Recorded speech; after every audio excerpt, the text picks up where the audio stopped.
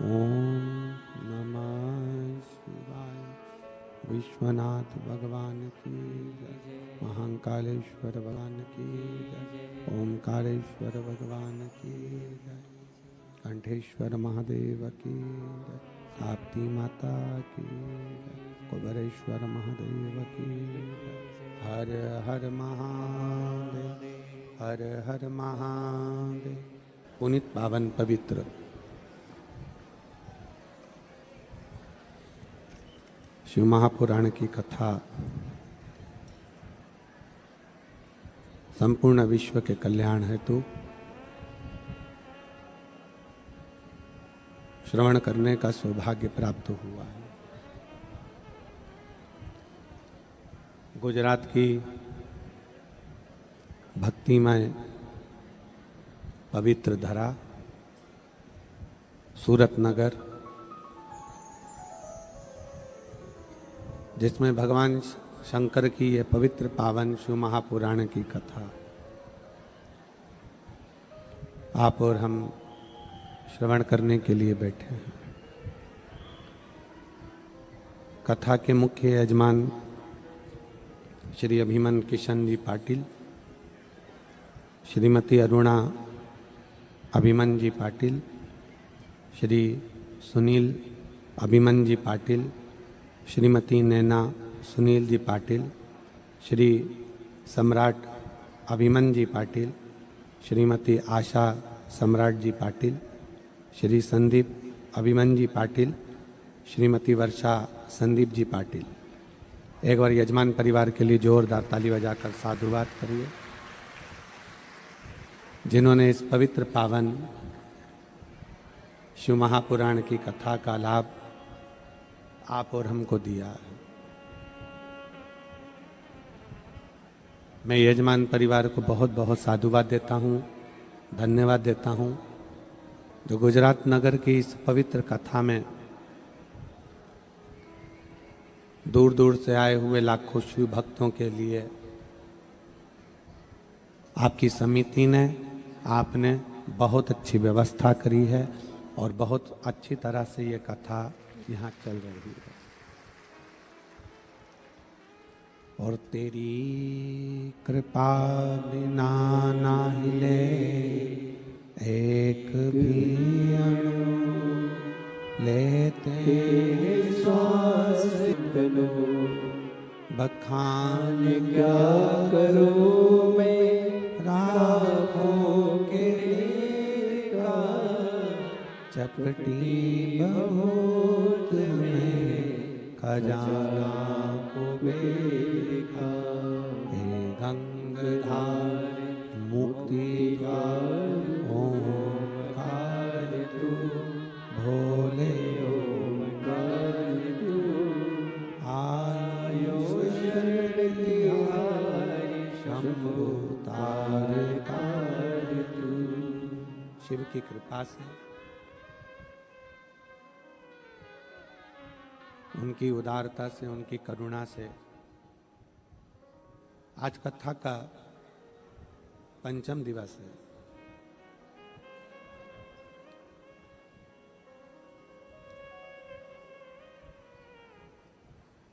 हम अपनी इंद्रियों को कितना संयमित रख सकते हैं।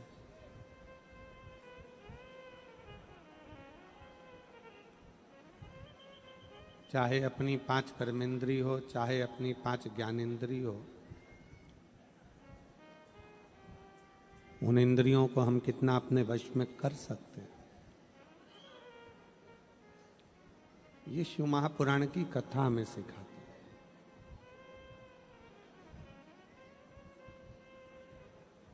सारी इंद्रियों में 2 इंद्रियां बड़ी प्रबल है।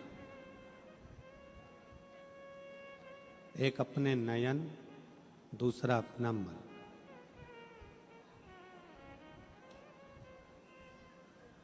ये जो 2 इंद्रियां हैं कि एक मन, दूसरा नयन,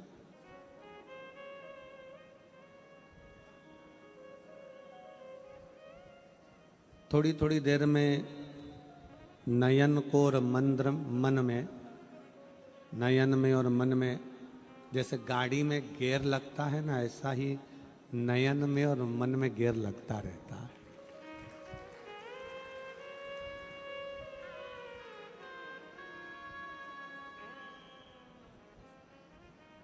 थोड़ी थोड़ी देर में मन कथा में रमता है, फिर कहीं चले जाता है।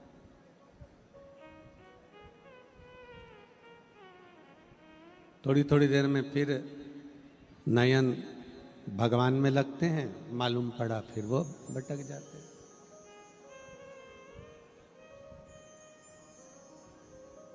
और पूरी इंद्रियों में 5 कर्मेंद्रिय हैं, 5 ज्ञानेंद्रिय हैं और एक मन है। आज साउंड अच्छा कर दिया, उसके लिए धन्यवाद बहुत बहुत।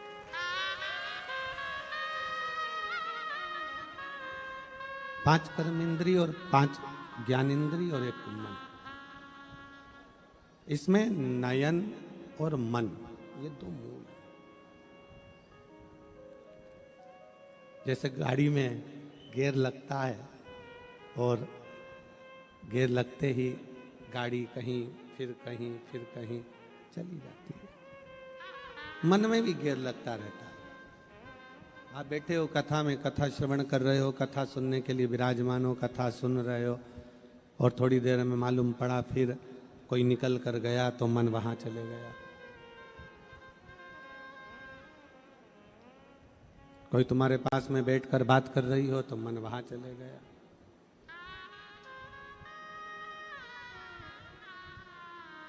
इसलिए शायद कीर्तनकारों ने गाया है कि ये मन बड़ा चंचल है, कैसे तेरा भजन करूं, जितना इसे समझाऊं उतना ही मचलता है। आप इसको जितना काबू में करना चाहेंगे ये उतना उतना भटक जाता है।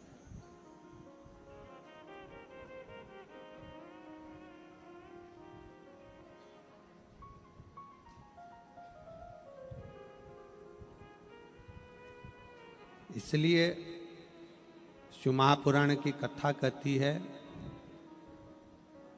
स्त्री को नयन और संत को मन थोड़ा काबू में रखना चाहिए।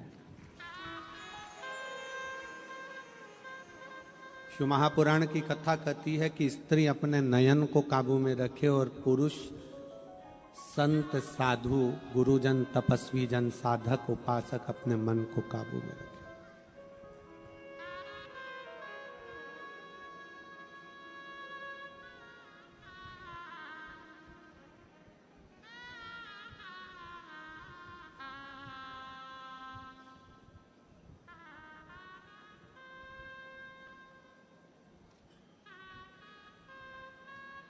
आज सबसे ज्यादा जरूरी है अपने नयन को भी काबू रखना।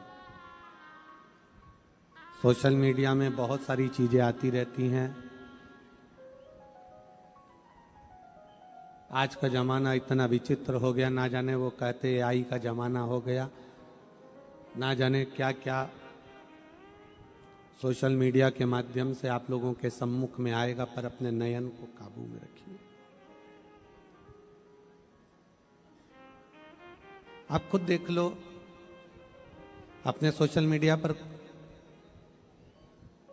प्रयागराज का कुंभ देख रहे हो, कोई रील मिल आती है आपके पास में? जम के तो बोलो, आती है।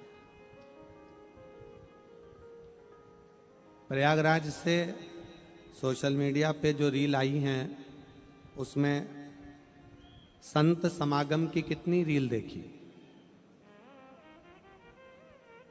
राष्ट्र को मजबूत करने की कितनी रील देखी, सनातन को जगाने की कितनी रील देखी, संतों के प्रवचन की कितनी रील देखी। यहाँ जितने बैठे हो एक नहीं देखी होगी, देखी होगी तो वो एक सुंदरी आई बैठी और दूसरा वो कोई इंजीनियर आई बैठा और तीसरा वो माला बेचने वाली, सामान बेचने वाली आई बैठी, बस उसकी रील देखो। कारण क्या है?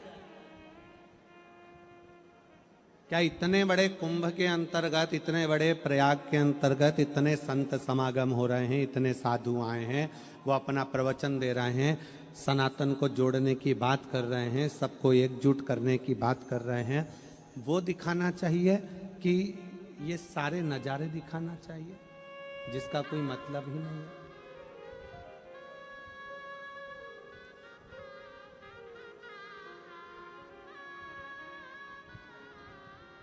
क्योंकि हमने अपने नयनों को काबू में नहीं रखा है। जिस दिन हमने अपने नयन को काबू में रख लिया, जिस दिन अपने मन को काबू में रख लिया, उस दिन समझ लेना शंकर के मंदिर में जाने पर शंकर के मंदिर की बनावट, शिव जी के मंदिर में क्या दीवार पर पोता है, कौन सा रंग करा है, कौन सा क्या करा है, क्या नहीं करा है, हमें शिव के मंदिर में जाने पर केवल शंकर का दीदार करना है और शंकर से ही बात करना है। हमें किसी से मतलब, हमें केवल शिव से बात, शंकर से।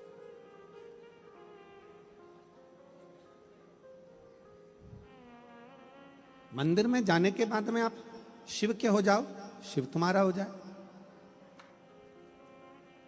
हम आपसे एक प्रश्न करते हैं, मुझे उम्मीद है कि मेरी सूरत की मेरी जीजियां और सूरत के मेरे जीजा इसका उत्तर जरूर देंगे, और जो सूरत के नहीं है वो भी उत्तर जरूर देंगे। हो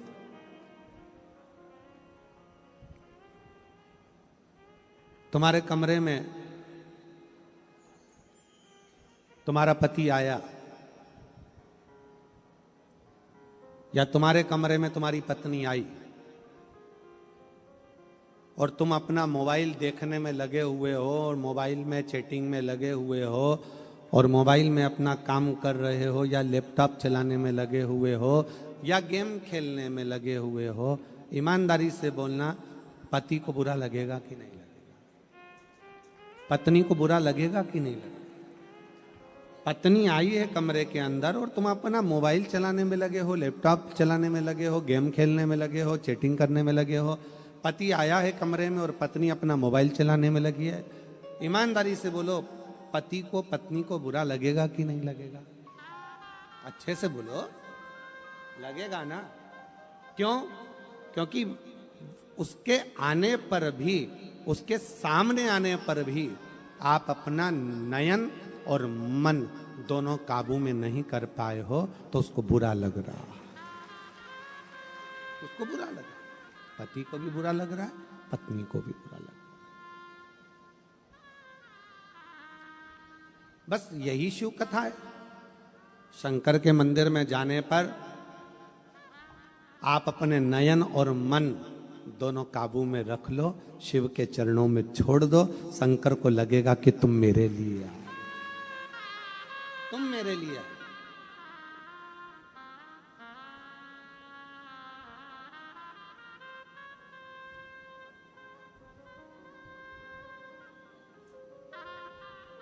और जिस दिन आपने अपना मन और नयन दोनों भगवान शंकर को दे दिया, जिस दिन आपने अपना मन और नयन परमात्मा को समर्पित कर दिया, ये मानकर चलना कि शिव तुमसे दूर नहीं।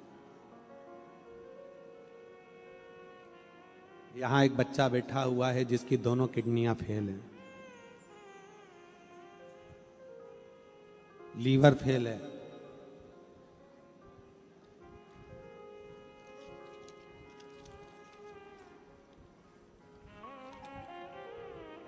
ज्योति अनिल चौधरी, गांव रायगढ़, तहसील निझार, जिला तापी, ब्यारा की रहने वाली हूं। मेरा 10 साल का बेटा तेजस अनिल चौधरी, उसे एक दिन अचानक बहुत तेज बुखार आया। फिर हम उसे तुरंत नंदुरबार के सुषण हॉस्पिटल में लेकर गए। वहाँ डॉक्टरों ने रिपोर्ट निकाली। फिर रिपोर्ट में पता चला कि उसकी दोनों किडनियां बंद हो गई हैं, उसका लीवर काम करना बंद कर दिया। डॉक्टर ने कहा कि इसको तुरंत सूरत ले जाओ। हम उनको सूरत लेकर आए एम्बुलेंस से, सूरत के INS हॉस्पिटल में ले गए। नंदुरबार से सूरत तक मेरा बेटा न देखता था न बोलता था, पूरी तरह से जैसे कि शरीर में प्राण ही नहीं थे, ऐसा लग रहा था। लाते से ही इतना सब देखते हुए उसको ICU में डाला गया। हालत इतनी खराब थी कि दोनों किडनियां, लीवर सब काम करना बंद कर दिया था। डॉक्टरों ने कहा, चेकअप चालू हुआ, हम लोग नंदुरबार से निकल गए, भगवान का नाम लेते लेते लेते लेते हॉस्पिटल पहुंच गए। गुरुजी उसे आईसीयू में रख दिया गया, इलाज चालू कर दिया गया। बेटा अकेला था, हम सब बाहर थे। डॉक्टर ने कहा कि आप भगवान पर भरोसा रखो। फिर हमने हमारे रिश्तेदारों से कहा कि कैसे भी करके बाबा ऐसा कुछ कर दे कि इसकी एक किडनी चालू हो जाए। कहीं बैठा हो बच्चा, ज्योति अनिल चौधरी, गांव रायगढ़, तहसील निझार, जिला तापी, ब्यावरा की रहने वाली हूँ। मेरा 10 साल का लड़का है, तेजस अनिल चौधरी। कहीं बैठे हो तो आकर एक बेलपत्र ले सकते हैं। एक किडनी कैसे भी चालू हो जाए। डॉक्टर तो बात कर रहे थे कि इसकी किडनी बदलना पड़ेगी, पर दोनों किडनियां खराब, करें तो करें। तब डॉक्टर से कहा कि आप दवाई गोली चालू करिए। हम बाबा पर भरोसा कर कर शिवजी के मंदिर पर, उसी हॉस्पिटल की एक नर्स के कहने पर शंकर के मंदिर में जाकर जल चढ़ाकर बच्चे के होठों पर लगाना प्रारंभ करा। एक बेलपत्र लाकर उसके तकिए के पास में रखा और बाबा की ऐसी कृपा हुई गुरुदेव कि जिसको होश नहीं था, जो आईसीयू में पड़ा था, जिसको वेंटिलेटर पर डालने की तैयारी चल रही थी, बाबा की कृपा से उसको होश आना प्रारंभ हुआ। और होश आना प्रारंभ हुआ। आईसीयू से रखते उसको जनरल वार्ड में भेजा गया। जनरल वार्ड में भेजने के बाद हम उसको, जब उसको थोड़ा सा होश आया तो शंकर पर चढ़ा हुआ रुद्राक्ष का जल देना प्रारंभ करा। आज मैं बाबा को धन्यवाद देने के लिए आई हूं कि मेरे बेटे की दोनों किडनियां चालू हो गईं और बाबा को मैं प्रणाम करने के लिए। ये शिव उपासना, नयन और मन,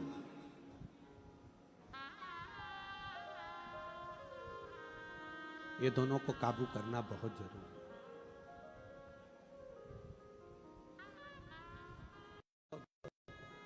वो कहते हैं ना, इन नैनों को रोग लगा है, रोज सिनेमा देखन का। इन नैनों को रोग लगा है, रोज सिनेमा देखन का। इन नैनों से दर्शन कर लो, सारे रोग मिट जाए। हरि ओम हरि ओम हरि ओम हरि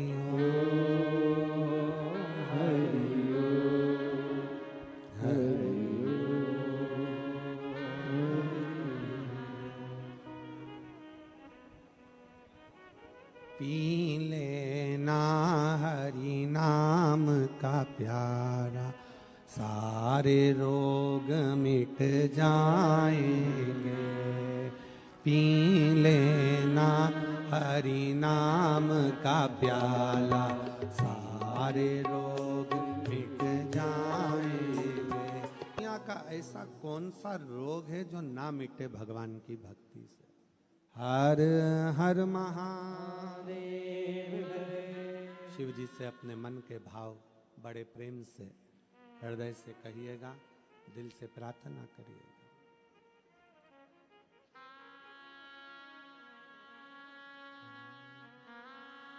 श्री शिवाय नमस्तु। श्री शिवाय नमस्तु। श्री शिवाय नमस्तु। श्री शिवाय नमस्तु। श्री शिवाय नमस्तु। भोला सब दुख काटो हमारा, ओ भोला सब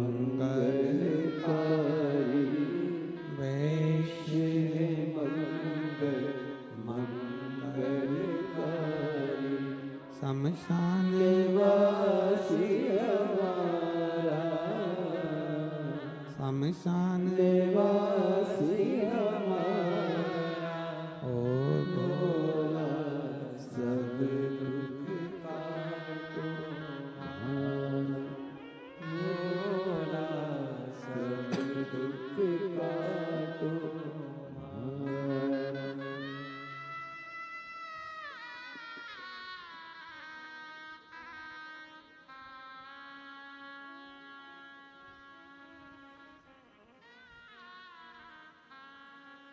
भगवान देवादिदेव महादेव शिव की कथा कर रहे हैं। ऐसा कौन सा रोग है जिसकी वो कहते हैं दुनिया में ऐसा कोई व्यक्ति नहीं जिसके जीवन में समस्या नहीं।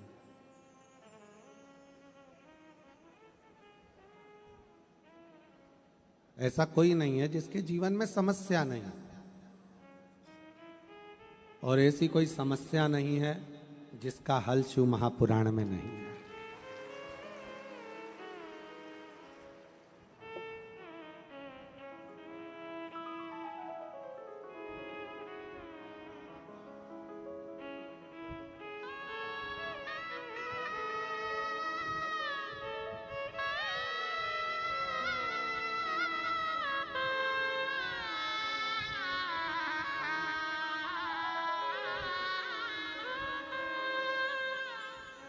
रोते नहीं, अब आंसू पोंछ के फूल जाए। यही बच्चा है जिसकी दोनों किडनियां खराब हो गई थी, डॉक्टर ने किडनी बदलने का कह दिया था और बाबा की कृपा से वापिस किडनियां काम करना प्रारंभ करी।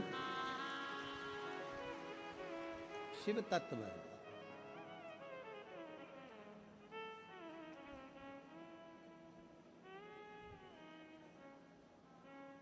पूरी दुनिया में समस्या है, पर प्रत्येक समस्या का हल शिव महापुराण के अंतर्गत वेद व्यास जी ने लिख दिया।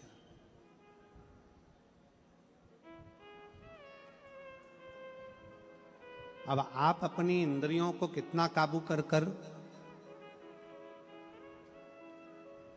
भगवान की भक्ति करते हो, यह आपके ऊपर निर्भर करता है। 5 कर्मेंद्री, 5 ज्ञानेंद्री और एक मन, 11 इंद्रियों में से 2 इंद्रियां बड़ी विचलित है, एक मन दूसरा नयन।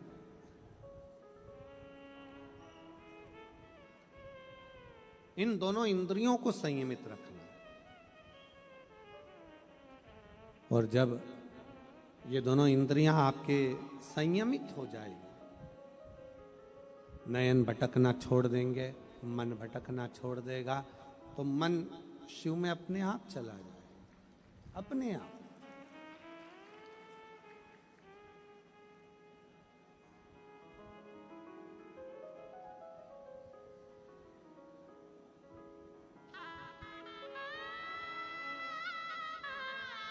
एक महिला यहां प्रैक्टिकल करने के लिए आई, उसका भी पत्र है।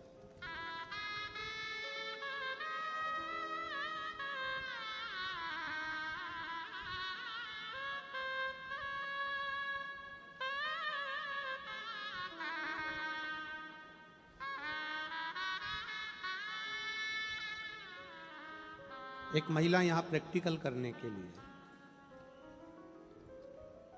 मेरा नाम अमृता,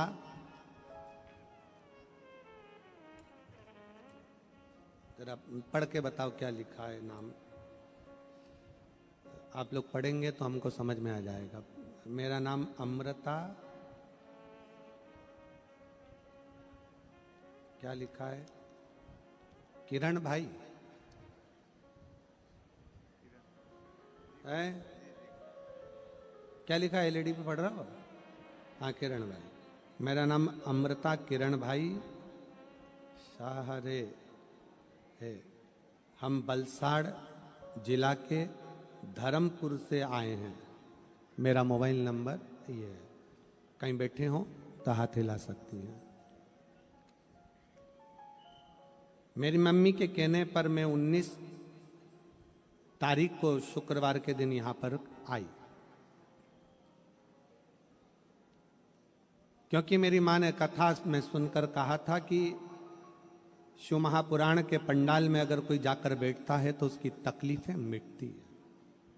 मैंने मेरी माँ से चैलेंज करा था, क्या ऐसा हो सकता है? एक दिन के लिए मैं कथा में आई 19 तारीख को। मुझे एक गर्दन की तकलीफ थी जिसका मैं बहुत दिनों से तकलीफ भोग रही थी और दवाइयां खा रही थी। इतना दर्द रहता था कि मैं एक सेकंड के लिए भी सही से बैठ नहीं सकती थी। पर मैं मेरी माँ की शर्त लगाकर यहाँ कथा सुनने के लिए आई। आपने कथा में कहा कि पंडाल की मिट्टी साधारण नहीं होती, यहाँ इतना मंत्र जाप होता है तो यहाँ की मिट्टी भी चंदन हो जाती है। उसी मिट्टी को मैंने अपनी गर्दन पर लगा लिया और गर्दन पर पहले दिन लगाया, मुझे थोड़ा आराम लगा। दूसरी बार लगाया तो बाबा की कृपा से आज मेरी गर्दन 80% ठीक हो गई। मैं दूसरे दिन आज फिर से कथा सुनने के लिए महादेव की, आज फिर से कथा सुनने के लिए महादेव की मैं यहां पहुंची हूं। आज मेरी फैमिली भी पूरी आई है क्योंकि मेरा विश्वास अंदर से जाग गया कि शिव महापुराण कोई साधारण नहीं है। जिस दर्द को मैं इतने सालों से सह रही थी, आज मेरा दर्द पूर्ण रूप से समाप्त हुआ। कहीं बैठी हो तो एक बेलपत्र लेने के लिए जरूर आए। एक विश्वास, एक भरोसा, एक दृढ़ता जब हमारे अंदर आ जाता है, हमें लगता है कि शिव हमारे करीब में है, भगवान शंकर हमारे नजदीक में है, तो ये पक्का है कि शिव हमारे दुख को समाप्त जरूर करता है।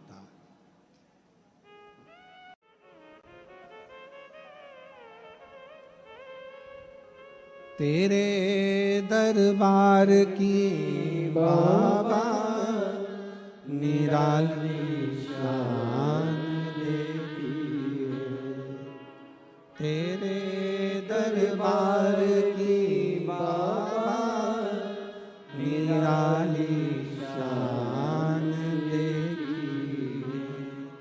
तुझे देते नहीं देखा पर झोली तुझे देते नहीं देखा भरी। हमने उसको देखा तो नहीं,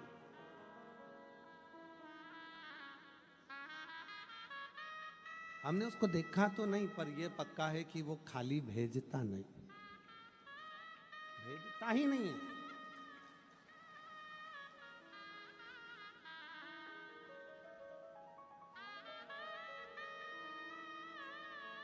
हमारा भरोसा, हमारा विश्वास जितना जितना दृढ़ होते चले जाता है, शिव हमारे नजदीक में आते चले जाते हैं। सारी इंद्रियां आप अपनी जगह रखो, पर 2 इंद्रियों पर संयम रखो। महाबलेश्वर की कथा कहती है, एक ब्राह्मण के घर में एक लड़की ने जन्म लिया जिसका नाम सोमनी था।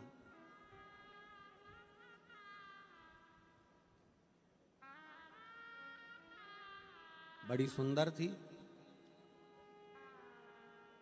चेहरे पर आकर्षण था,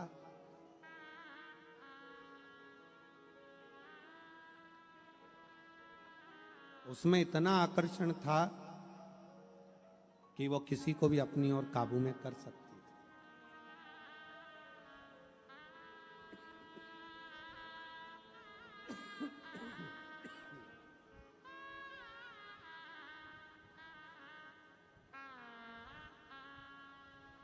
ब्राह्मण के घर में बेटी का जन्म होना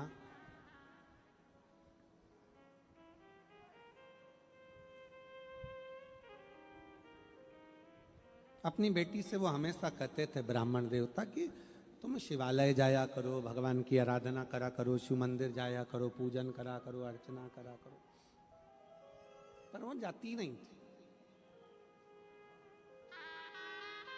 ए मेरी सूरत की जीजियों, मेरे जीजाओं, बेटियों, बेटाओं, मेरी माताओं, मेरे भाई, बच्चों को लैपटॉप दिलाओ, मोबाइल दिलाओ, कपड़े दिलाओ, बेटों को तुम सारा सामान दिलाओ, पर निवेदन है अपने बेटों को संस्कार जरूर दिलाओ।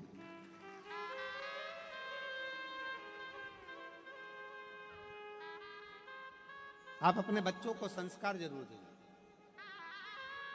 ब्राह्मण अपनी बेटी से, सोमनी से कहते हैं, सोमनी तुम मंदिर जाया करो।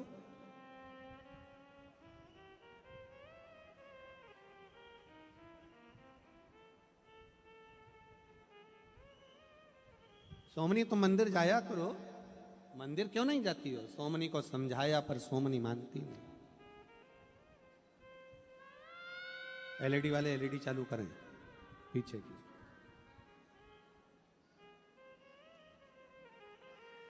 तुम मंदिर क्यों नहीं जाती हो?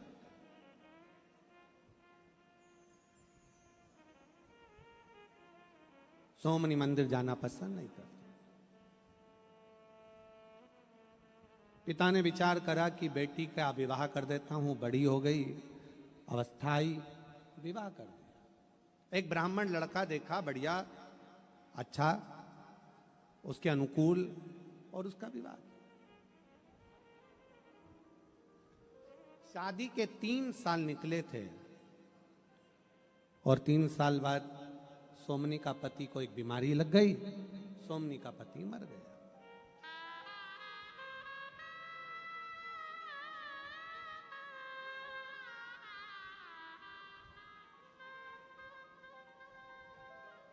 सोमनी का पति चले गया। बिलखती हुई सोमनी को उसके पिता अपने मायके अपने घर पर लेकर आ गए। सुंदर इतनी थी ना कि किसी को भी आकर्षित कर लेती थी। पर आपसे पूछें, ईमानदारी की बात बताना कि वो सुंदर किस काम की, वो सुंदरता किस काम की जिस सुंदरता में भगवान का भजन ना हो पावे।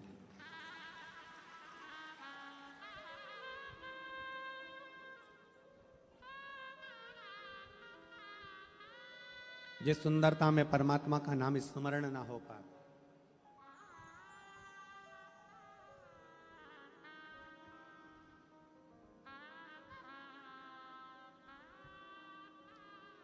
आप पढ़ाओ बच्चों को खूब, आप बेटा बेटी का खूब अच्छा एजुकेशन कराओ,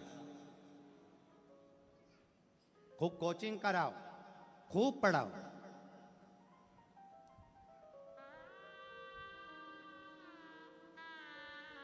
पर बच्चों को इतना भी मत पढ़ा देना कि एक दिन वही बच्चे आपको बेवकूफ समझने लगे। वही बच्चे आपको ज्ञान देने लगे, अरे पापा तुम्हें नहीं मालूम, अरे मम्मी तुम्हें नहीं आता, नौकर चाकर से कैसा व्यवहार करना है, फैक्ट्री में कैसा व्यवहार करना है, दुकान में कैसे रहना है, आपको नहीं आता। पापा आप मत बोला करो मेरे मामले में, मम्मी आप मेरे मामले में मत बोला करो। मैं बोल रही हूं ना पापा, मैं बोल रहा हूं। पढ़ाया, खूब पढ़ाया, पर पढ़ाने के साथ में संस्कार विहीनता हो।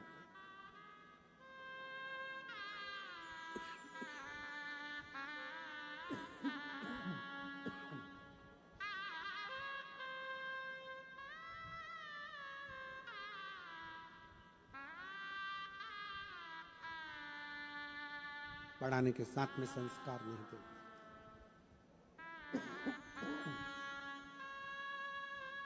पढ़ाओ,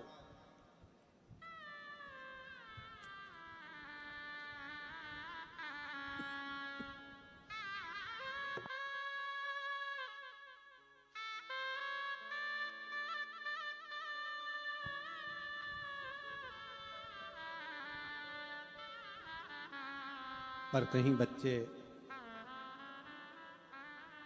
संस्कारों से विमुख ना हो जाए।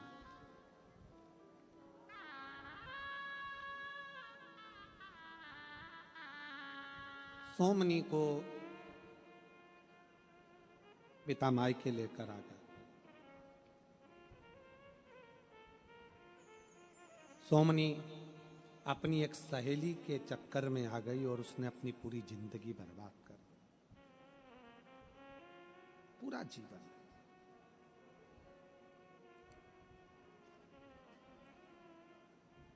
पुरुषों को अपनी ओर आसक्त करने लगी, वे विचारणी हो गई, विचार अच्छे नहीं रखने लगी। ना जाने कितनी माताओं के घरों को उसने तोड़ दिया, उनके पुरुषों को अपनी ओर आसक्त कर।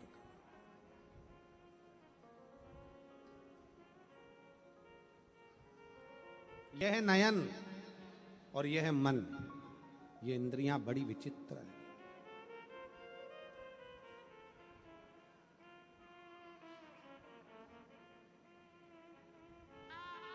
इसलिए शायद शास्त्र कहता है, एक कथा शिव महापुराण के अंतर्गत आती है विदल उत्पल की। विदल उत्पल पार्वती जी की सुंदरता देखकर उनके सामने जाकर खड़े हो जाते हैं उनको पाने के लिए, पर पार्वती जी का नयन ऊपर नहीं उठता।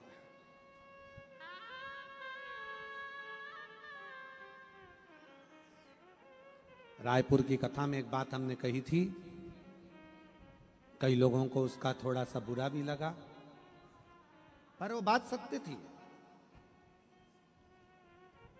जिसके घर की बेटी नयन नीचा कर कर चलती है, उसके घर का भाई छाती ऊंची कर कर चलता है।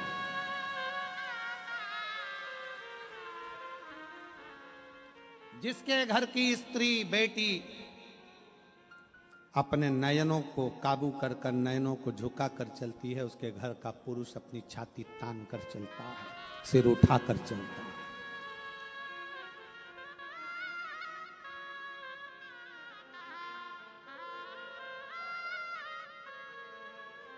संत को मन, स्त्री को नयन काबू में रखना चाहिए। सोमनी नहीं रख पाई। एक सखी के कहने पर, एक सहेली के कहने पर अपना पूरा शरीर उसने यही काम में लगाया कि पर पुरुषों को अपनी ओर आसक्त करना। कई स्त्रियां रोती थी, कई माताएं रोती थी, कई नारियां रोती थी, हमारा पति हमारे अनुकूल नहीं।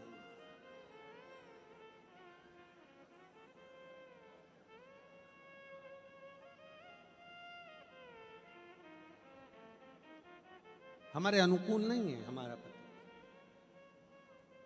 अब गांव के लोग एकत्रित हो गए और गांव के लोग इकट्ठे होकर उन्होंने ब्राह्मण से कहा, ब्राह्मण देवता आप मंदिर में पूजन करते हो, अर्चना करते हो, चाकरी करते हो, मंदिर की सेवा करते हो, पर आपकी बेटी ठीक नहीं है, हम उसको यहां रखना नहीं चाहते।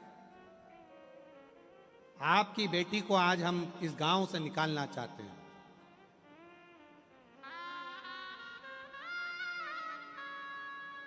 ब्राह्मण की बेटी का हाथ पकड़ा गांव की स्त्रियों ने और सोमनी का हाथ पकड़कर उसको गांव के बाहर जंगल में छोड़ दिया गया कि गांव के जितने भी युवान भाई हैं उनको ये अपने काबू में कर कर उनको कंगाल करती जा रही है, घरों को बर्बाद करती चली जा रही है। सोमनी जंगल में चली गई। अब जंगल में गई तो क्या करे, एक दिन तो रोई, दूसरे दिन जंगल में रहने वाला कोई एक असुर प्रवृत्ति का कोई व्यक्ति उसको मिल गया और मिला तो उसके साथ रहने लगी।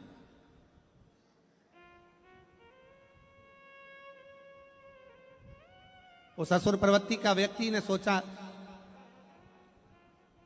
सुंदर है, इसको मैं अपनी अर्धांगिनी बना लेता हूं। बना लिया अर्धांगिनी, शादी कर ली, साथ में रहने लगे। वो भी मांसाहार करता, ये भी मांसाहार करती, वो भी मदिरापान करता, ये भी मदिरापान करती, वो भी पशु पक्षियों को मारता, ये भी पशु पक्षियों को मारती। दोनों एक जैसे हो, संगत का असर था।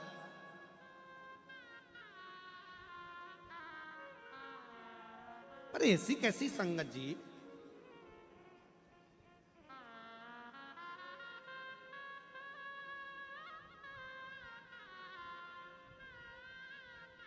लोग कहते हैं कि संगत का असर जल्दी होता है, तो हमें एक बात समझ में नहीं आती कि लोग कहते हैं संगत का असर होता है, पर दुनिया के लोग, कई लोग कुत्ता पालते हैं, कुत्ता वफादार होता है, कम से कम कुत्ते जैसी वफादारी तुम लेकर आ जाओ। अगर संगत का असर होता है, संगत का असर है, तो कुत्ता भी तो वफादार होता है, फिर मनुष्य इतना वफादार क्यों नहीं हो पाता? आज का मनुष्य, आज का मानव सूरजमुखी के फूल जैसा है। सूरजमुखी का फूल देखा आप लोगों ने? किस किसने देखा? जरा हाथ उठाओ। सूरजमुखी का फूल कैसा होता है? इतना बड़ा, पीला। और वो सूरजमुखी का फूल का एक काम होता है कि जहां सूरज जाता है, सूरजमुखी का फूल वहीं पर मुंह करता चले जाता है। आज का मनुष्य सूरजमुखी के फूल जैसा है। जैसे सूरज का प्रकाश, सूरज की किरणें जहां जाएगी, सूरजमुखी का फूल वहीं मुंह कर लेता है।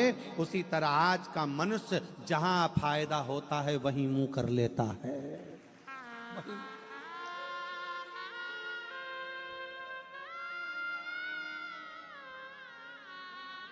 मौसी के घर से फायदा है, मौसी के घर। चाचा जी क्या फायदा, चाचा जी क्या। काका जी क्या फायदा, काका जी क्या। मामा जी क्या फायदा, तो मामा जी क्या। नाना जी क्या फायदा, तो नाना जी क्या। और मान लो किसी व्यक्ति से काम निकालना है और उससे फायदा लेना है, तो भैया जी, काका जी, मामा जी, फूफा जी, नाना जी, सब कर कर फायदा निकाला, काम निकाला और मुख को मोड़ दिया।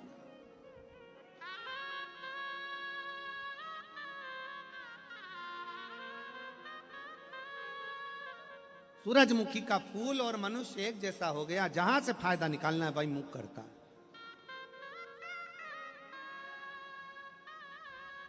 शिव कथा कह रही है, संगत हो गई।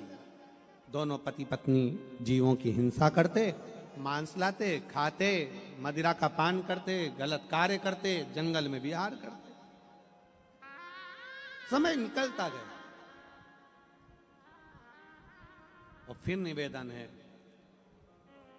जब यौवन रहता है ना, जब मनुष्य का यौवन शरीर रहता है, अच्छा शरीर रहता है, सुंदर शरीर रहता है, तब तक तो उसको भान नहीं होता कि कौन सा पाप कर्म कब कर रहा है। पर जैसे जैसे शरीर ढलता चले जाता है, बुढ़ापा आते चले जाता है, तब मनुष्य को मालूम पड़ता चले जाता है कि मैंने जिंदगी में कौन से पाप कर्म करे हैं। कौन कौन से पाप। हिम्मत बुरे कर्म कर बंदे, वरना पछताएगा। भगवान की आंखों से तू बच नहीं पाएगा, तू बच नहीं पाएगा। अरे ओ अज्ञानी मत कर नादानी, अरे ओ अज्ञानी मत कर नादानी। तेरे कर्म का फल भी तू ही पाएगा, जैसा किया तूने तेरे आगे आएगा। मत बुरे कर्म कर बंदे, वरना पछताएगा। भगवान की आंखों से तू बच नहीं पाएगा, तू बच नहीं पाएगा। कठिन है, बहुत कठिन। कोई शास्त्र पुराण कहते हैं नरक भोगने जाना पड़ेगा, कोई कहता है बैकुंठ जाओगे। शिव महापुराण में वेद व्यास जी ने न नरक लिखा न स्वर्ग लिखा। शिव महापुराण में वेद व्यास जी लिखते हैं कि इसी पृथ्वी पर भोगना है और इसी पृथ्वी पर सुख का अनुभव भी करना। और जो चले गए वो आज तक आकर नहीं बताए कि हम नरक में हैं कि स्वर्ग में हैं। तुम्हारे मोहल्ले का कोई जाके वापिस आके बताया हो तो बात दूसरी, और सूरत वालों को ऐसी फैसिलिटी अगर अलग से परमात्मा ने दी हो तो बात दूसरी। कि कोई बता दे ऊपर जाने के बाद कि वो नरक भोगा कि स्वर्ग भोगा। कितनी अप्सराओं का नृत्य देखने को मिला, कितना बैकुंठ का सुख देखने को मिला, कितना नरक भोगने को मिला, कितना कुंभिपाक आदि आदि के नरकों में कितना भोगा। शिव महापुराण में वेद व्यास जी ने कहा आपने जो कर्म किया है आपके मरने से पहले आपको भोगना, और उसका प्रमाण है ये शिव महापुराण की कथा, सोमनी का चरित्र। सोमनी अवस्था ढलती चली गई और अवस्था ढलते ढलते एक दिन सोमनी का पति मर गया। अकेली मदिरा के नशे में धुत होकर पड़ी थी। रात्रि को लगी भूख, उजाला नहीं था। आंगन में बंद रही थी। बकरा बकरी बाहर निकली तलवार लेकर और शीश काटने गई। भूख लग रही थी तो मांस निकालने के लिए गई सोमनी, और जो मारा तो मांस निकाला, लेकर अंदर चली गई। सुबह जैसे ही आंख खुली, देखा बकरी नहीं मरी थी, एक गाय का बछड़ा मर गया था। एक गाय का बछड़ा सोमनी के मुख से निकल गया। शिव शिव शिव शिव शिव शिव 5 बार सोमनी शंकर का नाम ले ली, शिव शिव नाम उच्चारण कर ली। क्यों? क्योंकि पिताजी उसको हमेशा कहते थे कि शंकर के मंदिर जा, शंकर के मंदिर जा, शंकर के मंदिर जा। कभी नहीं गई, पर आज उसे पिता के वचन याद आए। अरे मैंने कितना बड़ा पाप कर दिया, बछड़ा मेरे हाथों से चला गया, एक गाय का बछड़ा मेरे हाथों से मारा गया। शिव शिव कहकर शिव शिव कहती रही। समय बीता, सोमनी के शरीर में एक रोग हो गया जिसको कोढ़ का रोग कहते हैं। सोमनी का शरीर, जिस काया का उसको अभिमान था, वो काया पूरी की पूरी बेकार हो गई।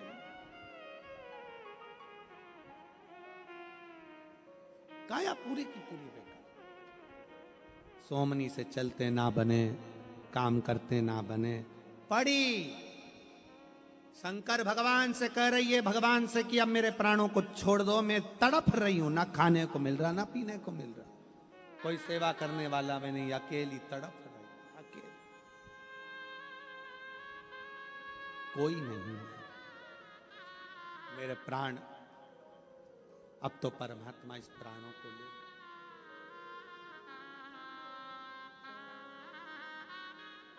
और सीधी बात है,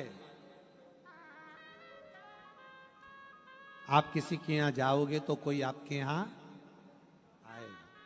मामा जी के घर शादी में जाओगे तो मामा जी तुम्हारे घर की शादी में जम के बोलो जरा। मौसी के घर की शादी में जाओगे तो मौसी तुम्हारे घर की शादी में आएगी। मौसी के घर शादी में तुमने अपनी बहू को भेज दिया तो मौसी भी तुम्हारे घर की शादी में अपनी बहू को भेज दिया। और देखो, बहू को भेजना और खुद को जाने में अंतर है। खुद जाते हो शादी में तो बहन के घर थोड़ा बहुत काम वाम कर लेते हो, और बहू अगर शादी में आती है तो काम वाम नहीं करती, डेंटिंग पेंटिंग करके कुर्सी पर बैठ जाती है।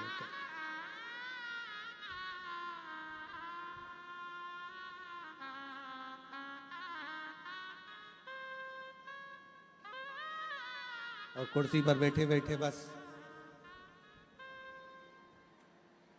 एक सास ने अपने बेटे को फोन करा, ओ बेटा ओ बेटा ओ बेटा। बेटा घबरा गया, माँ क्या हो गया? अरे बेटा तेरी बहू को पैरालिसिस का अटैक आ गया। क्यों, क्या हुआ? आंख ऊंची है, गर्दन टेढ़ी है,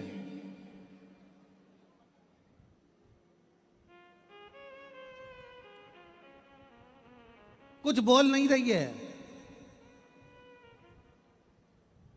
मुंह टेढ़ा है,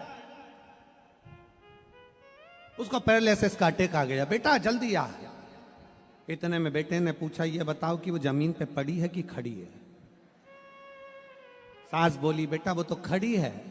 तो माँ, ये पैरालिसिस का अटैक नहीं है, वो सेल्फी ले रही है।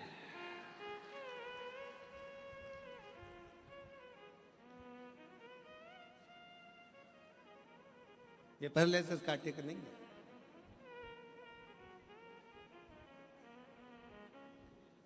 तुम अगर शादी में गए हो तो तुम्हारी बहन भी शादी में आकर काम करेगी। बहू गई है तो बहू अपने हिसाब से पाँव आराम से बैठी है, उसे सामान उमान उठाना नहीं है। शादी में आई है मौसी के घर, काय को काम करेगी? बस उसी तरह आप गए तो मौसी आई, बहू को भेजा बहू आई। उसी तरह आप शिव महापुराण की कथा तक गए हो तो एक ना एक दिन मेरा महादेव भी तुम्हारे दरवाजे पर, तुम्हारी चौखट पर पहुंच जाए।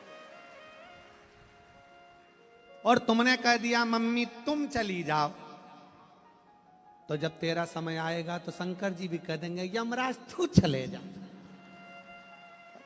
मैं क्यों जाऊं? तूने अपने रिश्तेदार भेजे थे, मैंने अपने रिश्तेदार भेजे।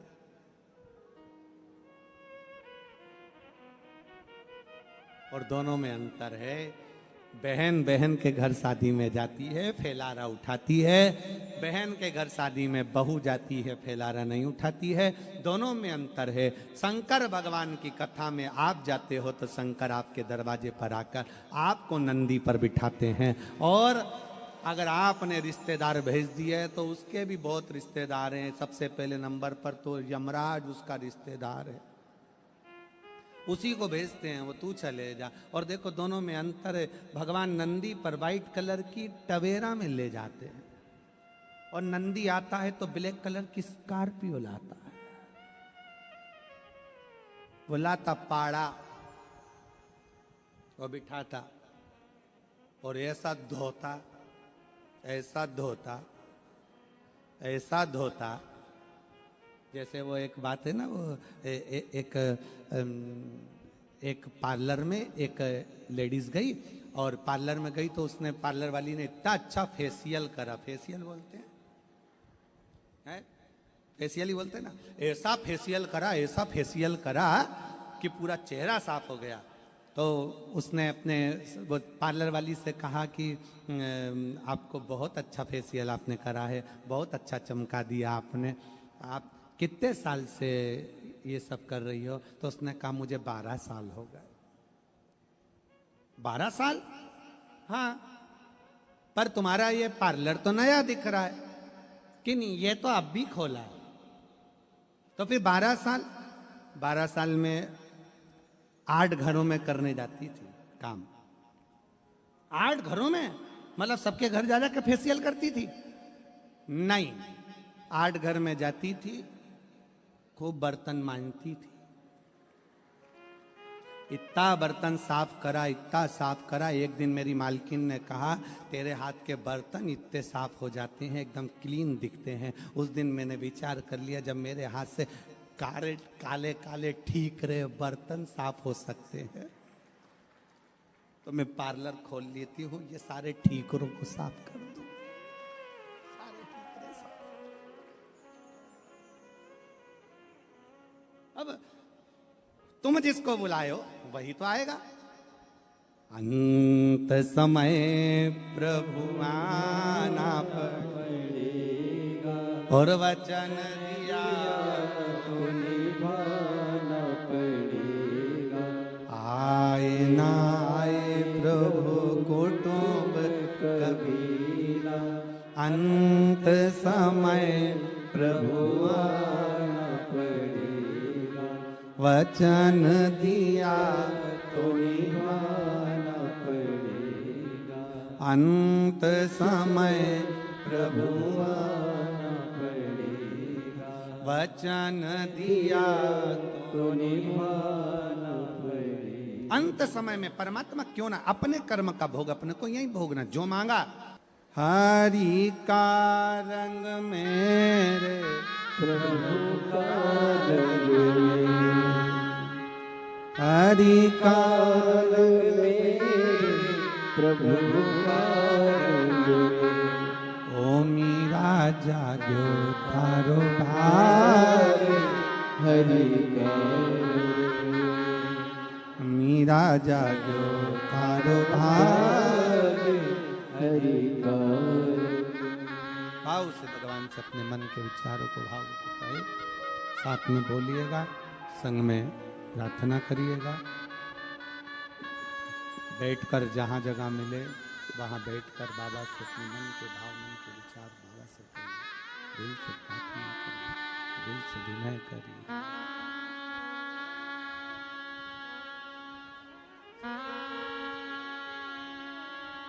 श्री शिवाय नमस्तु, श्री शिवाय नमस्तु, श्री शिवाय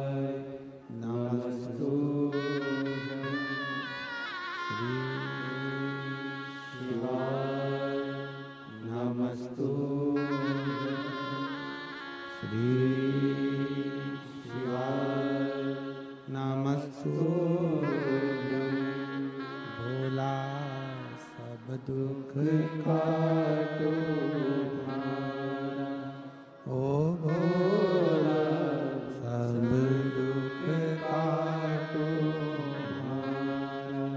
शिव शंकर जपो तेरी माला, भोले बाबा जपो तेरी माला, भोला सब दुख काटो हमारा, ओ भोला सब दुख काटो हमारा। वेश हे मंगल मंगलकारी, वेश है मंगल मंगलकारी, शमशान निवासी हमारा, शमशान निवासी हमारा, ओ भोला सब दुख काटो हमारा, ओ भोला सब दुख काटो हमारा।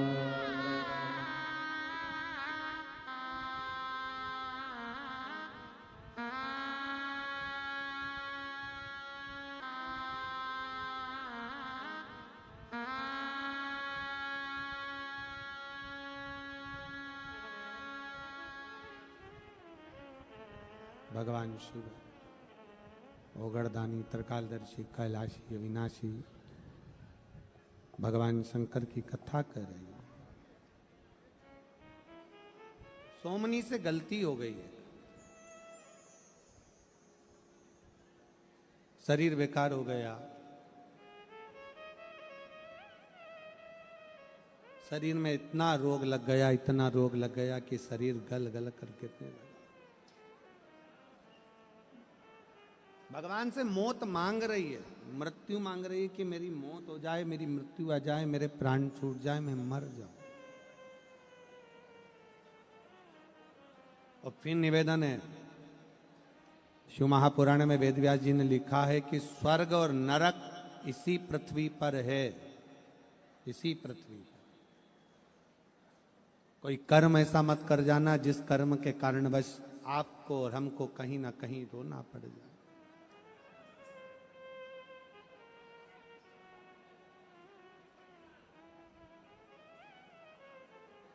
मैं सुनील भाई को, सम्राट भाई को, संदीप भाई को एक चीज के लिए धन्यवाद देना चाहूंगा। इतने पत्रों का ढेर लगा है सुनील भाई, सम्राट भाई, उन पत्रों में आपके लिए भी बहुत अच्छा अच्छा लिखा।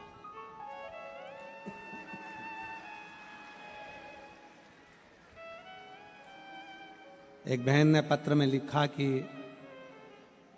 कोई बेटा बीमार था और उसको औषधि की और हॉस्पिटल की जरूरत थी। सम्राट भाई, सुनील भाई, आप लोगों को धन्यवाद देता हूं कि वो बहन का ना जाने कितनी दुआ आप लोगों को लगी होगी जो आप लोगों ने उसकी चिकित्सा कर।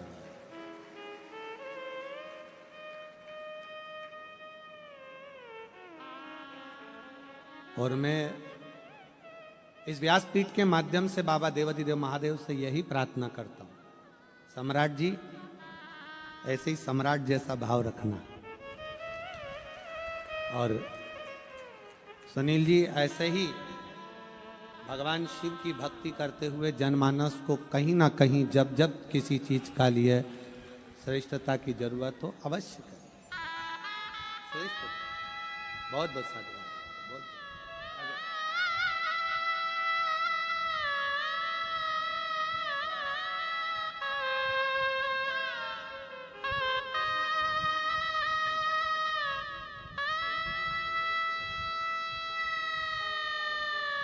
बेटा डॉक्टर बना है, एक बार जोरदार ताली बजाएं। नीट का एग्जाम क्लियर करा था।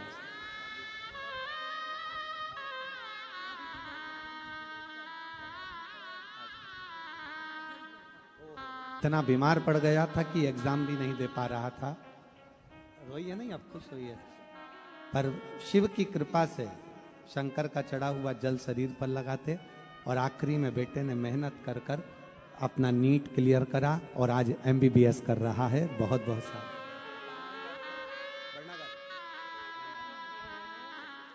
शिव कृपा, शिव कृपा।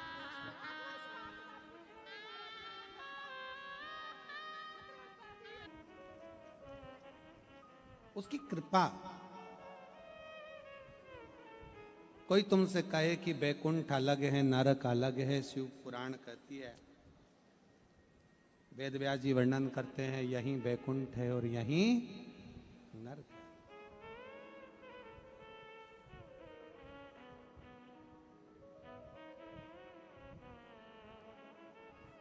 हमको लग रहा था कि सूरत में पत्र कौन देगा, पर इतना पत्र आया कि शायद किसी कथा में इतने पत्र नहीं आए होंगे जितने पत्र सूरत में। इतना पत्र आया, हम पढ़ भी नहीं पा रहे इतने पत्रों को। कहां एक तो थोड़ा सर्दी खांसी हो गई है तो वो पढ़ पाते नहीं ज्यादा, तो वो कथा का रास्ता हो जाएगा।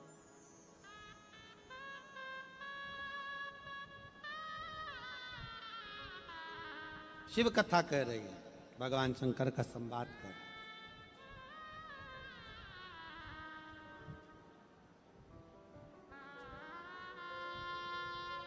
शिव महापुराण की कथा कर रही है। और एक चीज हमने जानी है, गुजरात की इस माटी से हम कहना चाहेंगे, कुछ गुजरात की भूमि पर ऐसा है कि गुजरात में रहने वाला भाई कहीं ना कहीं साधारण व्यक्ति को अगर किसी को कोई चीज की जरूरत होती है तो गुजरात का व्यक्ति आगे आकर उसकी सेवा में लगता है।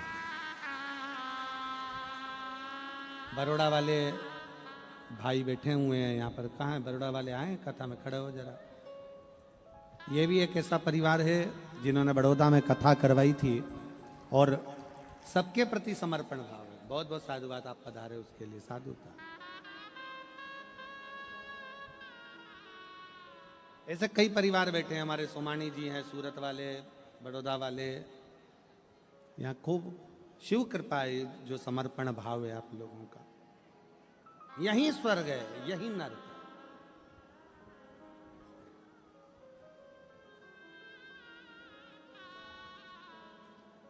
अच्छा हो रहा है, अच्छा मिल रहा है, अच्छा प्रभु कृपा कर रहे हैं, समझ लेना कि आप स्वर्ग में निवास कर रहे हैं।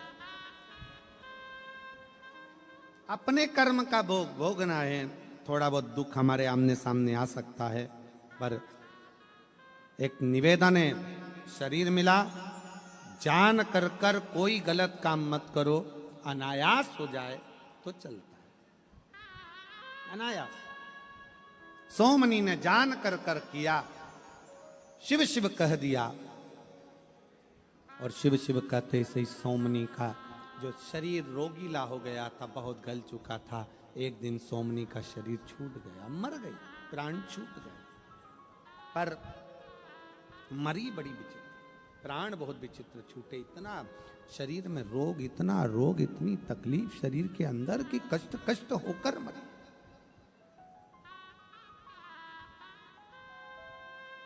और गुजराती बहनें, गुजरात की मेरी जीजियां कहती हैं, सेवा करता छूटे जी म्हारा प्राण, ओ जी म्हारा सांवरिया।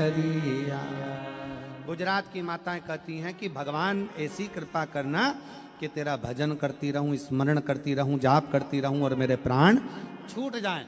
मुझे पलंग पर मत पटकना, मुझे सड़ाना नहीं, मुझे हॉस्पिटल मत पटकना, मुझे गलाना नहीं, तेरा भजन करते करते छूट जाए मेरे प्राण। ऐसी कृपा करना, ऐसी कृपा।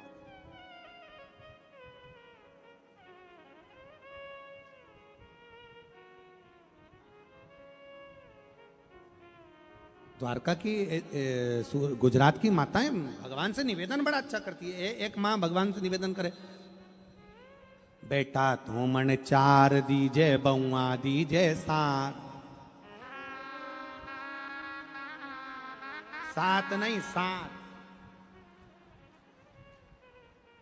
बेटा तो मन चार दीजे, बहुआ दीजे सात, और पोता तो मणे सो दीजे, दीजे फूल गुलाब मारा द्वारिकारा नाथ, मारा चार भुजारा नाथ। अरे जो मांगू दीजो मणे, दीजो भर भर हाथ, मारा द्वारिकारा नाथ, मारा चार भुजारा। एकादशी की मृत्यु दीजे, द्वादशी को दाग, एकादशी की मृत्यु दीजे, द्वादशी को दाग, और वृंदावन की लकड़ी दीजे, दीजे दोनों हाथ, मारा द्वार मारा चार भुजारा। और जो मांगो दीजो मणे, दीजो भर भर, मारा द्वार मारा चार भुजारा। ऐसी कृपा कर दे सोमनी। इसी मृत्यु लोक में नरक सा जीवन जीकर मर गई। आखिरी में मरी तो शरीर पर जन्म एक चांडाल के घर में, ऐसे व्यक्ति के घर में जन्म हो गया जहां उसको जन्म ना लेना। चांडाल। और वहां भी लड़की बनकर तो पैदा हुई, पर आंखों से विहीन, नेत्रों से विहीन अंधी बनकर पैदा हुई। दूसरा, शरीर में ऐसा रोग हो गया कि शरीर टपक रहा था, कौड़ का रोग हो गया, शरीर बेकार होता चले गया।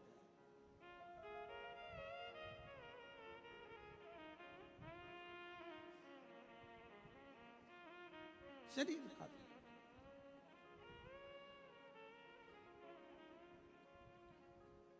चंडाल ने बेटी की हालत देखी और देखकर सोचा ये कैसी लड़की ने जन्म दिया कि जन्म से आंख भी नहीं है और जन्म से शरीर में रोग भी है, कोढ़ का रोग भी है, शरीर शिथिल है, बेकार है, शरीर गल रहा है, ये कैसा भगवान ने दिया।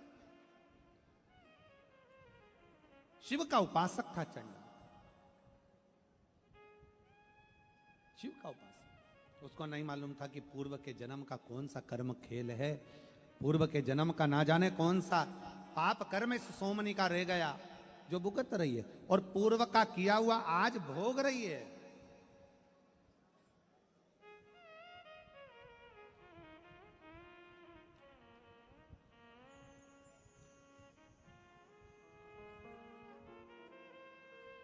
एक संवाद बड़ा अच्छा है।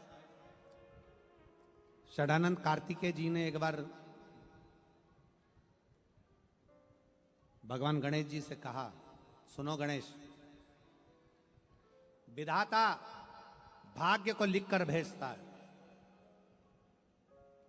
विधाता भाग्य को लिखकर भेजता है। गणेश जी बोले, ठीक है भैया, आपने कहा विधाता भाग्य को लिखकर भेजता है, पर मैं मान नहीं सकता। गणेश जी भगवान ब्रह्मा जी के पास पहुंच गए। ब्रह्मदेव से कहा गणेश जी ने, क्यों ब्रह्मदेव, भाग्य तुम लिखते हो? ब्रह्मा जी बोले, हां भाग्य में लिखता हूं।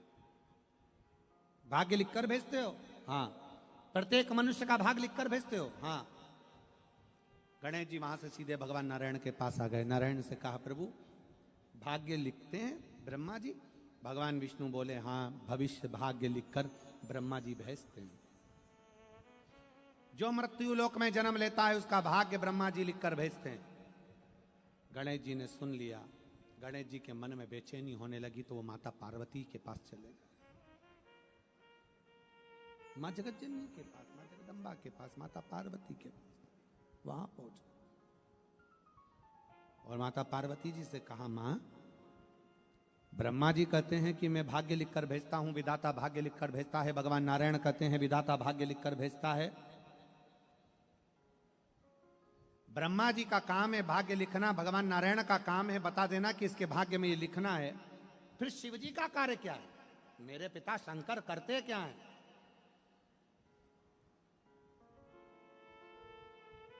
माता पार्वती जी ने कहा, शंकर भगवान ने प्रत्येक जन्म लेने वाले मनुष्य के हाथ में एक रबड़ और एक पेंसिल दे दी।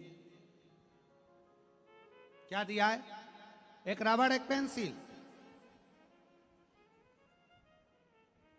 पेंसिल है कर्म और रबड़ है विश्वास। जब आप भगवान पर भरोसा पूर्ण करने लगते हैं और अपना कर्म करना चालू करते हैं तो पुराने किए गए कर्म भी मिटते चले जाते हैं और अच्छे कर्म करते करते अपना भाग्य ललाट पर लिखता चले जाता। शिव का काम क्या है? देवता का काम है भाग्य लिखना और महादेव का काम है लिखे हुए भाग्य को भी पलट देना। ये शिव का कार्य है। ब्रह्मा जी का काम है लिखना, भगवान नारायण का काम है लिखना, पर महादेव का काम है तुम्हारे पूर्व के कर्म जो तुम कर कर आए हो, अगर शिव की भक्ति कर रहे हो तो उस कर्म के माध्यम से तुम्हारे बेकार कर्म को मिटा देना और अच्छे कर्म कर कर जिंदगी में आगे बढ़ जाओ, आगे बढ़ जाओ।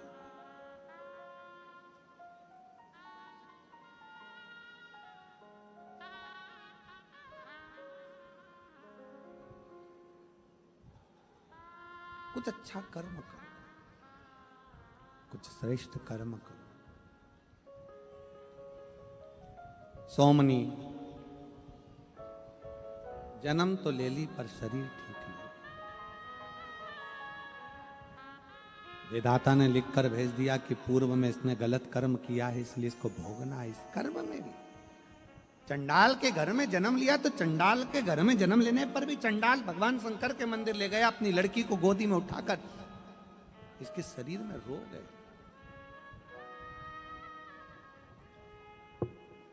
इसके शरीर में रोग है, नेत्रों में ज्योति नहीं है। कहीं शंकर भगवान की करुणा हुई, वो लड़की बड़ी हुई, चंडाल मर गया, अकेली रह गई, आंख नहीं थी, कोई ने ले जाकर महाबलेश्वर की पवित्र भूमि गोकर्ण क्षेत्र में उसको छोड़ दिया। वो भिक्षा मांगने लगी, भीख मांगने लगी, भिक्षा मांग।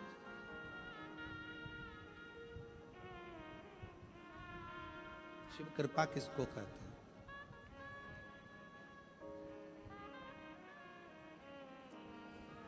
शिव की उदारता किसको कहते हैं? शिव की दया किसको कहते हैं? गोकर्ण क्षेत्र में महाबलेश्वर की भूमि पर भीख मांग रही थी। हंसी करता करता एक बच्चा आया, एक बेलपत्र उठाकर उसके कटोरे में, भीख के कटोरे में, भिक्षा के पात्र में डाल दिया।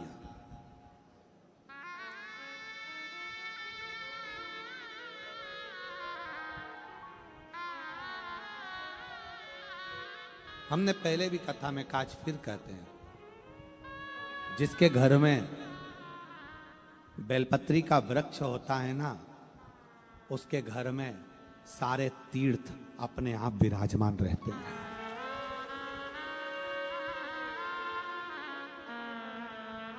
जिसने अपनी जिंदगी में एक बार अगर किसी बेलपत्र के वृक्ष का रोपण किया है, बेलपत्री का वृक्ष लगाया है, बेलपत्री का पौधा लगाया है, उसको हजारों हजारों अश्वमेध यज्ञ का फल एक क्षण में प्राप्त हो जाता है।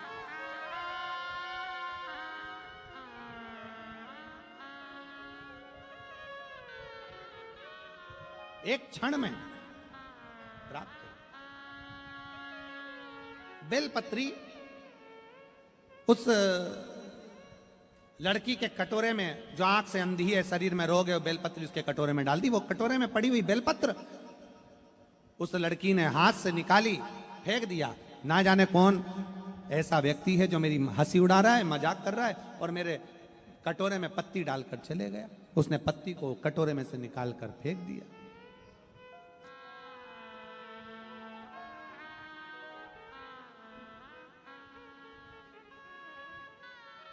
जब पत्ती को निकालकर फेंका, पत्ती को जमीन पर पटका, पत्ती हवा में उड़ते उड़ते उड़ते उड़ते उड़ते उड़ते शंकर जी के मंदिर में पहुंच गई, महाबलेश्वर के मंदिर में पहुंच गई।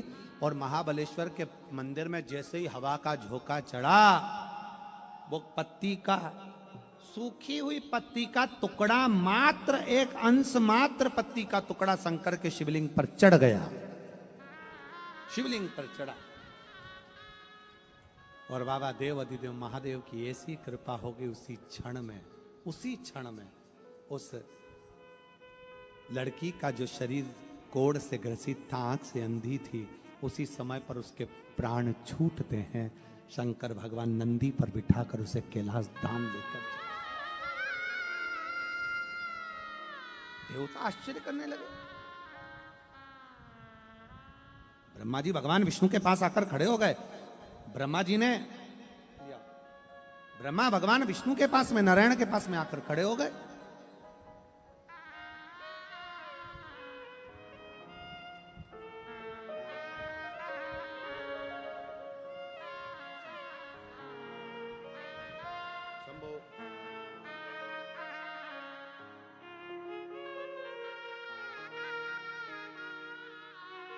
तेरा ही दिया मैंने खाया पिया है, तेरा शुक्रिया है, तेरा शुक्रिया है। मुझे भोले बाबा ने बहुत दे दिया है, तेरा शुक्रिया है, तेरा शुक्रिया है।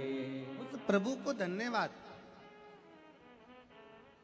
नारायण भगवान ब्रह्मा भाग्य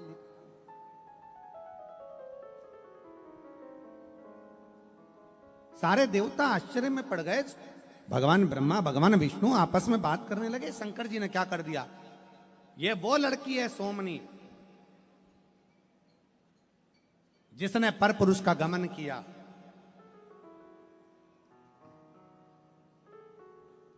व्यभिचारिणी हो गई, गाय का बछड़ा मार दिया। कितना कितना पाप किया इसने।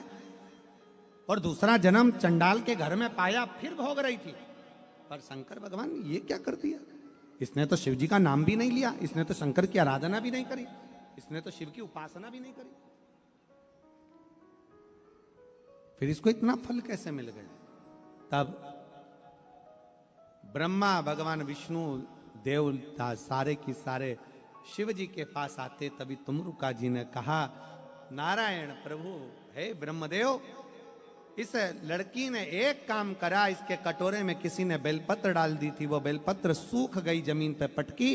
इसके हाथ से निकली हुई बेलपत्र जमीन पर गिरी, वो सूख गई। सूख कर उड़ते उड़ते छोटा सा टुकड़ा शंकर के शिवलिंग पर चढ़ गया, जिसका फल ये मिला कि शंकर भगवान इसको नंदी पर लेकर कैलाश धाम जाते हैं।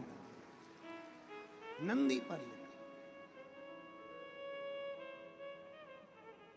और जितना दिल से आप भगवान को पुकारोगे, जितना हृदय से शिव को आप भजोगे, जितना हृदय से भगवान शंकर को आप रमोगे, जितना हृदय से भगवान शंकर का आप स्मरण करोगे, शिव आपको उसी भाव से प्रकट होगा। अनायास आप नहीं भी भज रहे हो भगवान को, और मुख से हृदय से शिव की भक्ति आपके भीतर प्रवेश कर गई, तो वो सुख है, वो सुख है।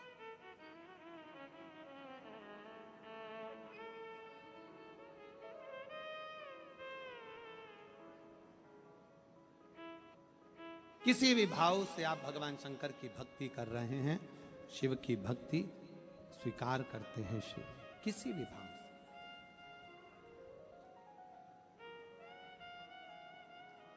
कितना सुंदर भाव है। शिव महापुराण की कथा कहती है, कंस विद्वान था, रावण विद्वान था,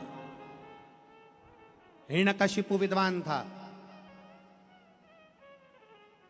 परंतु इनकी विद्वत्ता एक जगह पर काम नहीं करी। कंस विद्वान था, रावण विद्वान था, हिरण्यकशिपु विद्वान था, हिरण्याक्ष विद्वान था। जितने भी असुर होते हैं सब विद्वान होते हैं, जब ही तो भगवान उनको वर प्रदान कर देते हैं। विद्वत्ता है उनमें, उनके तप, उनकी साधना, उनकी शक्ति, उनका बल भगवान को प्रकट कर देता है। ये उनकी विद्वत्ता है।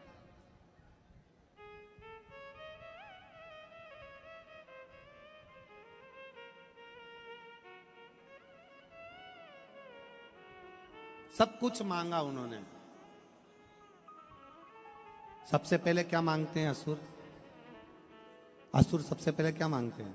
हे भगवान वर दीजिए, हमारे प्राण ना छूटे, हमारा शरीर नहीं छूटना चाहिए, ये वर दे दीजिए हमको, ये वर हमें प्रदान कर दीजिए, हमारे प्राण ना छूटे, ऐसी कृपा कर दीजिए।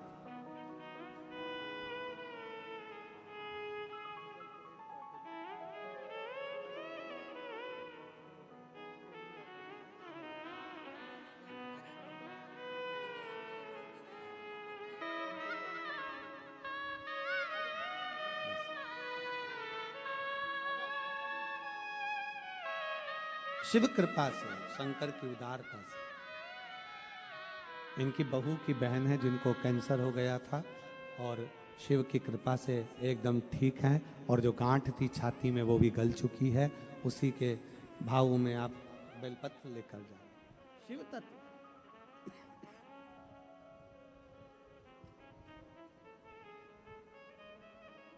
असुरों ने मांगा, क्या मांगा? जितने भी असुरों को देखोगे, रावण ने मांगा मेरे प्राण ना छूटे, मैं मरूं ना। कंस ने मांगा मेरे प्राण ना छूटे, मरूं ना। हिरण्यकशिपु ने मांगा मैं मरूं ना, मेरे प्राण ना छूटे, मेरा शरीर ना छूटे। कितने विद्वान थे। परशु महापुराण की कथा कहती है, ऐसी विद्वत्ता किसी काम की नहीं, जो मांग रहे हैं तो केवल इतना मांग रहे हैं कि मेरे शरीर ना छूटे। विद्वत्ता उसको कहते हैं, शिव पुराण कहती है, वेद व्यास जी कहते हैं, विद्वत्ता उसको कहते हैं कि कभी अगर भगवान तुम्हारे सामने आकर खड़ा हो जाए और कहे कि वर मांग, तो सबसे पहला वर ये मांगना चाहिए कि तेरे चरण ना छूटे। बस ऐसी कृपा कर, तेरे चरण,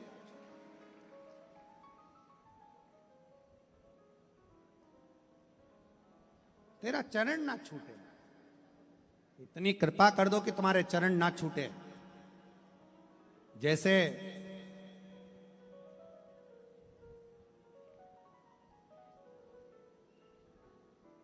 भगवान श्री गणेश जी महाराज ने भगवान शंकर के साक्षी में परिक्रमा करने के बाद में मांगा कि शिव ऐसी कृपा करिए, बोले बाबा पिताजी ऐसी कृपा करो कि आपके चरणों की सेवा नित्य करता रहूं, आपके चरणों में रमता रहूं, आपके चरणों की सेवा में दिन रात लगा, सेवा ना छूटे। और इतना तो करना स्वामी, जब प्राण से निकले, गोविंद नाम लेकर, जब प्राण से निकले। हे प्रभु इतनी कृपा करना कि मेरे प्राण भी छूटे तो तेरी साक्षी में छूटे, कुछ नहीं, कुछ।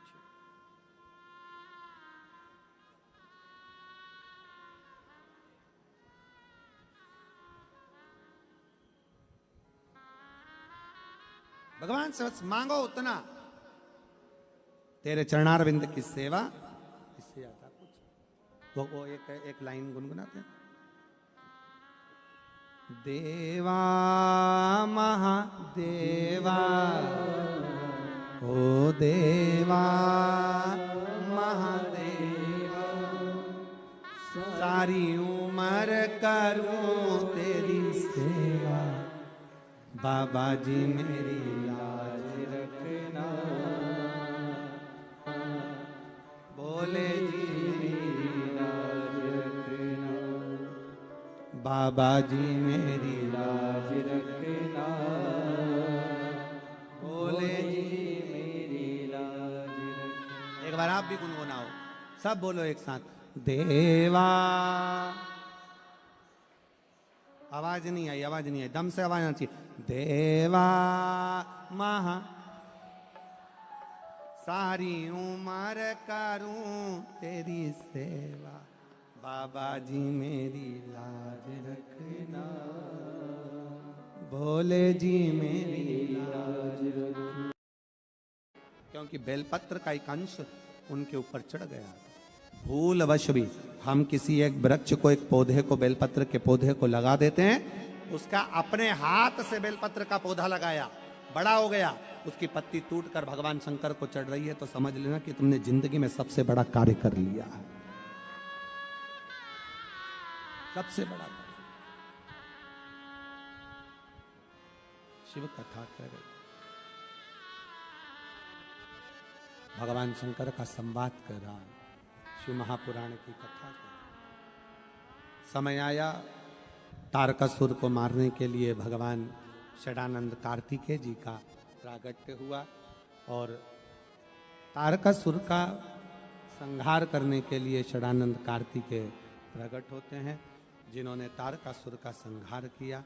तारकासुर के 3 बेटे हैं, तारकाक्ष, विदुम्माली, कमलाक्ष।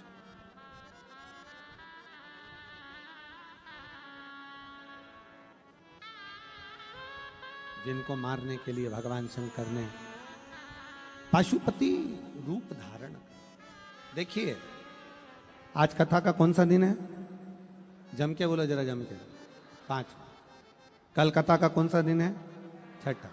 छठा मतलब भगवान शंकर की कथा की शिवरात्रि।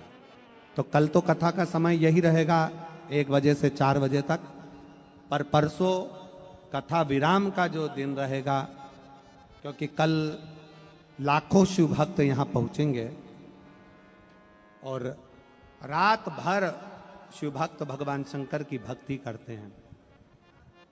रात भर कहते हैं कथा का जो छठा दिन होता है वो भगवान शंकर से अपने दिल की बात कहने का होता है, और 7वां दिन जिस दिन कथा विराम होती है, लोग झोली पसार कर बाबा से वर मांगते हैं और फिर अपने घर की ओर जाते हैं।